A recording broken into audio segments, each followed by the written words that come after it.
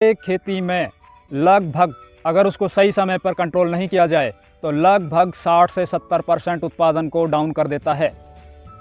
दोस्तों, खरपतवार कई प्रकार के होते हैं, लेकिन कुछ खरपतवार इतने भयंकर होते हैं जैसे कि ये समझ लीजिए किसी आदमी में कैंसर की बीमारी, उसी तरह एक खरपतवार खेती के लिए कैंसर लगातार साबित होता जा रहा है और इसका जो दायरा है वो लगातार व्यापक स्तर पर बढ़ता जा रहा है।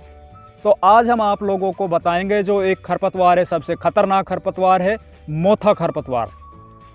वो क्यों होता है? आप लोगों ने आज तक कहीं पर भी किसी प्लेटफॉर्म पर आप लोगों को ये नहीं बताया होगा कि ये खरपतवार खेतों में क्यों होता है, ये क्यों होता है, इसको किस तरह कंट्रोल करें। एक तो बगैर पैसे के किस तरह इसको कंट्रोल करें और एक फिर इसको अपन केमिकल से किस तरह कंट्रोल करें। और जो ये हमारी जानकारी है ये हमारी खुद पर्सनल एक्सपीरियंस के आधार पर जानकारी होगी और 100% रिजल्ट ओरिएंटेड जानकारी आज के इस वीडियो में होगी। तो जितने भी किसान भाई हमारे चैनल पर नए आए हैं या जिन किसान भाइयों ने चैनल को सब्सक्राइब नहीं किया है वो कृपया चैनल सब्सक्राइब कर लीजिए, वीडियो को लाइक और ज़्यादा से ज़्यादा शेयर कीजिए जिससे ज़्यादा से ज़्यादा किसान भाइयों तक हमारी बातें पहुंच सके और वो खेती में अपनी प्रॉब्लम को दूर कर सकें और वो भी आत्मनिर्भरता की ओर बढ़ सकें। तो मित्रों, आज जो बात होगी वो मोथा जो खरपतवार होता है और इस खरपतवार से हमारे देश में अधिकतर किसान परेशान हैं और परेशान भी ऐसे हैं कि इसको ना तो हाथों से निकाला जा सकता है ना खुरपी से निकाला जा सकता है। इसको निकाला जा सकता है सिर्फ दो तरीक़ों से, या तो आप केमिकल यूज़ कीजिए या फिर दूसरा एक तरीका है जो मैं आज आप लोगों को बताऊंगा, उसका सही समय है। अभी एक वो तरीका बताऊंगा जो बगैर किसी केमिकल के आप इसको 100% ख़त्म कर सकते हो अपने खेतों में। तो सबसे पहले अपन कॉन्सेप्ट क्लियर करते हैं। हमारे चैनल का उद्देश्य है कि आप सबसे पहले किसी भी विषय को लेते हो तो आप नीचे से चलो, किसानों को एक नीचे लेवल से उनको समझाओ, तभी उनके दिमाग में सही अच्छे से बैठेगी। अगर मैं इसी वक्त सीधे आप लोगों को कोई भी दवा बता दूं तो आप वो काम कर जाओगे, वो दवाएं काफ़ी नुकसानदायक भी साबित होती है।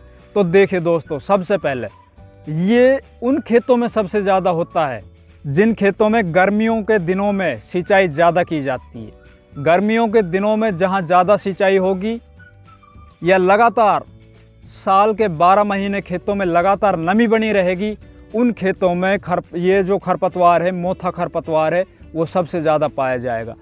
एक बार इसका अगर एक पौधा आपके खेत में आ जाए तो ये जो अपनी प्रजाति, जो अपने परिवार है, उसको बहुत तेज़ी से बढ़ाता है। जैसे कि मेरे हाथ में ये मोथा का एक पौधा है। अभी ये एक उस जो नीचे जो बीज था, जो इसकी गांठ थी, उसमें से एक पौधा निकला था, लेकिन अभी इसने क्या कर दिया है कि 1 से 2 और 2 से 3 और इसी तरह यह अपनी परिवार को बढ़ाता चला जाता है। फिर दोस्तों, किसान करता क्या है, खेती जब हमारी खड़ी होती है उस वक्त अपन कोई केमिकल यूज़ कर नहीं सकते क्योंकि इस पे सिर्फ एक केमिकल काम करता है। बाकी जो केमिकल होते हैं, जो हर्बिसाइड्स होते हैं, वो इस पे काम नहीं करता है। अगर वो काम भी करेगा तो ऊपर से इनके पत्तियों को जला देगा बस। बाकी जो नीचे जो इसके स्ट्रक्चर है, इनकी जड़ें हैं, जो इसकी गांठ है, वो वैसी की वैसी रहेगी और कुछ दिनों बाद दोबारा से उसमें नया कलर निकल आएगा, नई फुटान निकल आएगी। तो दोस्तों, आप लोगों को सबसे पहले मैं बताता हूँ, आप गर्मी के दिनों में जिस खेत में ये समस्या ज़्यादा है, आप गर्मियों के दिनों में उस खेत को बहुत अच्छे से उसकी जुताई कीजिए। और जुताई आप या तो तोता हल आता है या फिर पलाव आता है जिससे मिट्टी उलट पुलट होती है, उससे आप इसकी अच्छे से जुताई कर दीजिए, औंधी जुताई कर दीजिए, गहरी जुताई कर दीजिए।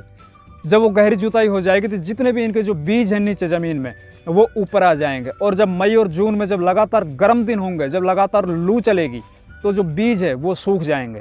ये मैंने खुद ने अपने खेतों में करके देखा है, ये एक कामयाब एक्सपेरिमेंट है। दूसरा एक्सपेरिमेंट, अब हमें क्या करना है, जिस अवस्था में खेतों में ज़्यादा नमी हो, हम खेत को जोत ना सकें, हमारे खेतों में फसल हो उस टाइम पे गर्मियों के दिनों में, तो फिर इसको हम कैसे ख़त्म कर सकें।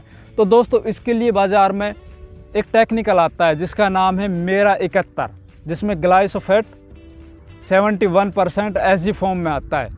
ये इसको ख़त्म करने में सबसे बढ़िया काम करता है। ये जो हर्बिसाइड आता है, ये नॉन सेलेक्टिव हर्बिसाइड है। इसमें कुछ सावधानियां बरतनी है और सावधानियों के साथ साथ अपने खेतों में, पहले बात करते हैं इसकी कौन सी सावधानी बरतनी है। तो जब खेतों में कोई भी फसल खड़ी हो उस वक्त आप इसका स्प्रे मत कीजिए, अन्यथा आपकी फसल भी ख़त्म होगी और ये भी ख़त्म होगा। तो इसको जब स्प्रे करना है जब हमारे खेतों से अपन फसल को निकाल लें। फसल निकालने के बाद दोस्तों एक बार फिर से आप खेतों में पानी छोड़िए, खेत को एकदम गीला कीजिए। गीला करने के बाद जैसे आज अपन उसमें पानी छोड़ा है तो उसके 2 या 3 दिन बाद जब बढ़िया नमी हो खेत में, उस वक्त आप मेरा 7100 ग्राम पर पंप के हिसाब से 15 लीटर या 16 लीटर के जो पंप आते हैं उसके हिसाब से, और साथ में आप 100 से 200 ग्राम यूरिया मिलाइए और साथ में कोई भी एक्टिवेटर हो या फिर चिपको वो मिला लीजिए। इनको मिलाने के बाद आप इसमें स्प्रे कीजिए। आपका जो रिज़ल्ट है वो 10 से 12 दिन में दिखना स्टार्ट हो जाएगा। शुरुआत होगी इनके पत्तियों से, पत्ते इनके पीले पड़ेंगे शुरुआत में, फिर धीरे धीरे वो जलते चले जाएंगे।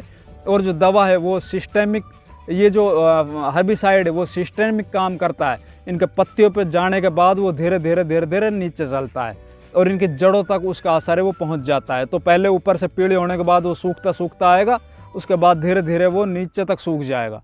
और दोस्तों 1 महीने तक आप उसमें कोई फसल मत लगाइए, उस खेत को यूं ही खाली छोड़ दीजिए। 1 महीने में आपका जो ये मोथा है वो बिल्कुल ख़त्म हो जाएगा, जड़ से ख़त्म हो जाएगा।